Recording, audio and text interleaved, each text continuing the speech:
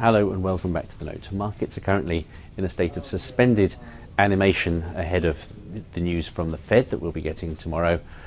I would like to suggest that they have prepared for that by selling off the dollar rather more than is really merited by any of the numbers.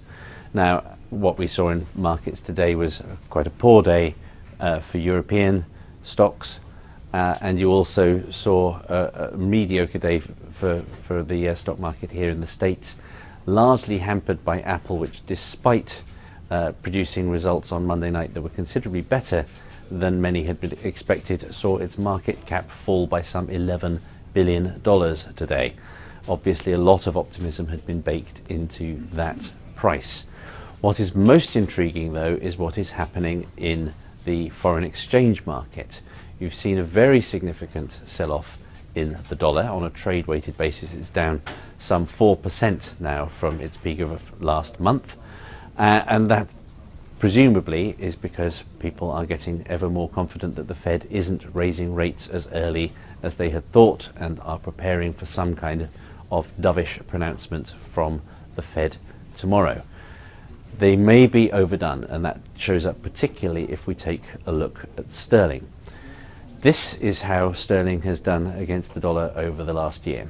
Now, you may remember a note a couple of weeks ago that I did with HSBC's FX strategist David Bloom, where he pointed out that sterling appeared to be about 5 or 6% undervalued, that there was a discount caused by the political uncertainty.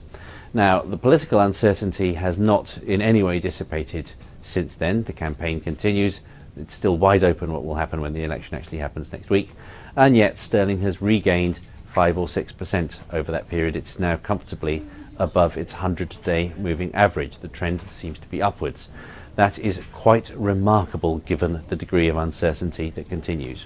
Why exactly are people prepared to take that stand, particularly given that they started with news that UK GDP growth in the first quarter was actually much less than had been thought. It's actually no stronger than it was in the third quarter of 2010, the first economic quarter for which the current coalition government can take full credit. Labour strategists might want to take note of that. This next chart, however, gives some fodder for conservative strategists. This is how the sterling trade-weighted index has done over the full period of the coalition government. And you can see that it's remarkably strong and remarkably consistently upwards given the degree of political uncertainty at the moment. Obviously, a lot of this has to do with the weakness of the euro. The UK does a lot of trade with Europe. However, this does look to me like a market which has not taken adequate account of the degree of political uncertainty that we have in the UK. As for the Fed, it's unlikely that we're going to hear much from them as we don't have a full press conference to look forward to.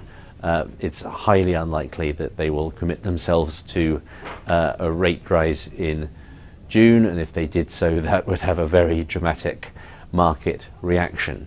What is intriguing is that the trade that was so strong for so long last year of buy the US and sell everything else has really gone into reverse.